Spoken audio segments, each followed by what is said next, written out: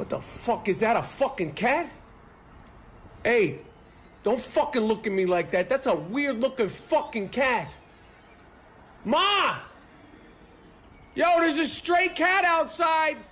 Kashin Koji hit the dash faster than Scooby-Doo and Shaggy seeing ghosts when Ishiki stopped playing. Strangely enough, they haven't mentioned a word about him since, but Kashin Koji coming back in this bit isn't a question of if for me, but how. He has plenty of reasons to as well from what we've seen, so in this video I want to go over Kashin's options and what would make the most sense from what we've learned from his talks with Amado and also Ishiki before he got played by the oldest trick in the book. Let's get started. Honestly, the one real beef I have with Kishimoto though isn't anything directly Boruto, but is related to Kashin, believe it or not. Back in ancient Shippuden times, when we get a cameo from everybody from bug people all the way up through the OGs like the first Hokage, some with more clout than others admittedly, but the fan favorite of the Sannin was nowhere to be found. You guessed it, the legendarily pervy toad sage Jiraiya. And I accepted that.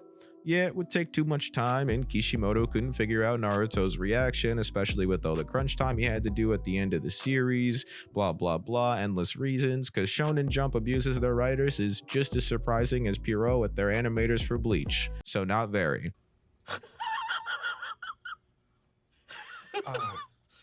And again, I accepted that.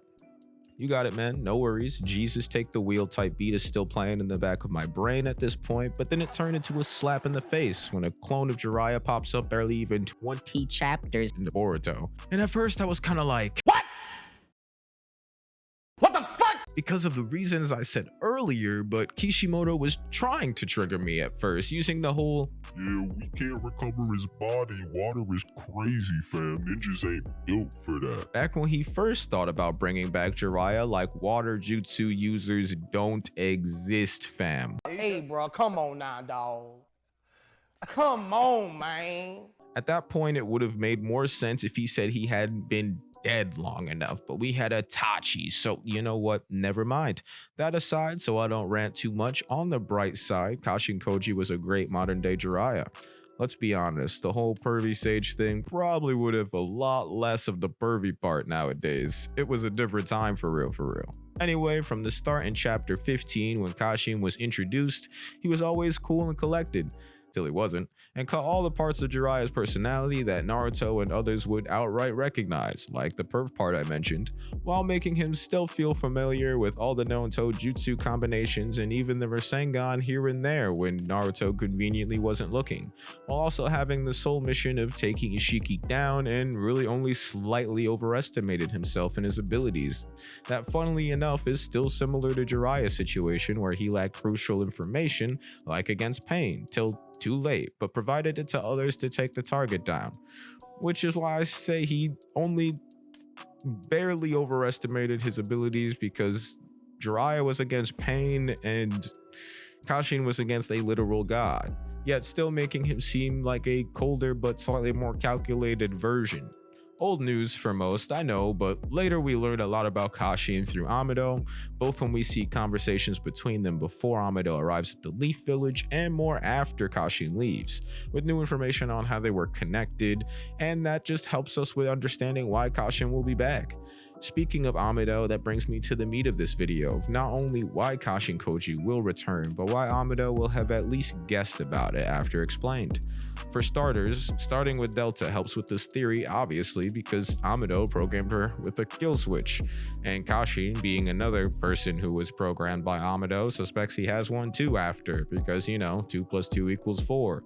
And this is the start of suspecting what Ishiki says to him later as almost confirmation that he was being played by Amado and is part of the reason why he will come back, but will need to be careful in doing so, which is why it's taken a bit of time, other than the crushed limbs part. Also could be expected by Amado, Kashin would need to find out a way to do it that Amado wouldn't expect and try and get information out of him when he least expect it. Amado would probably suspect Kashin of coming back since he never got confirmation that Kashin was actually dead. But I'm ahead of myself because really before that, since that is the second reason out of the two Kashin will come back, the first one is he most likely wouldn't be affected by Ada's jutsu. Reasoning for that consists of Damon not being affected by it, or at least knows how things were seemingly without any preparation beforehand. And you could argue that Ada just told him, you know, believe me, bruh, trust me. And he was like, all right, fam. But he obviously seems to be another scientific ninja tool based person. And since Ada isn't full Otsutsuki, that rule wouldn't apply to him, even if you wanted to pull the love card. Chances are Kashin would be back like, hello, motherfucker. And see Code or Kawaki using karma or both and decide his work is far from over in that department or had a way of sensing it. Reason number 2 is his revenge on Amado. I mentioned that earlier. I personally think is more important, honestly. Kashin will probably suspect Amado for at least hiding his demise as a basis, all the way up to him accusing Amado of hiding other information, such as having evil intentions with Kawaki, since Kawaki is one of Amado's projects pretty much from day one, or even beyond with Shibai and his manipulation of Boruto's fate since arriving at Konoha, since he really has no reason to trust Amado, and the resurrection plan of Amado's daughter, or whatever he wants to bring back, in his eyes could be a threat. Kashin could have clues to go off of from before we were introduced that could lead back with him appearing with a lot of valuable information, such as we have no reason to think Amado was lying about the resurrection of his daughter, but maybe Kashin comes across something in his travels that would have him believe otherwise. We would have no way of knowing, making the possibilities for Kashin and his character almost endless in how he could deal with Amado or really have beef with Amado and affect events in the time skip, or all the above really, depending on what he finds. Hopefully this ages well through the time skip, of course, but I waited to make a Kashin Koji video till the time skip just in case any information came out early on. Amado never had confirmation Kashin was dead, like I said earlier, so he might be surprised a bit, and also may have suspected it through either his technology or maybe a gut feeling, but he could have ways of probably seeing if Kashin was still on the map. If Kashin was to come back this late in the game, I suspect he would have either perfected Sage mode to compete more in the current power level, or have a trump card that he has newly trained or newly created to take down any threat, and it would be exciting to see a bit more of him before the end of Boruto, especially with a power-up. But that'll do it for the video. I appreciate everyone who gave me support in the last Boruto video. That one did amazing, so thank you. I appreciate it. If you enjoyed what you watched, I would really appreciate a like and a subscribe. I will try and do my best to get more quality content out to you guys. And again, thank you for watching. I've been Nimbus. I'll catch you in the next one. Peace.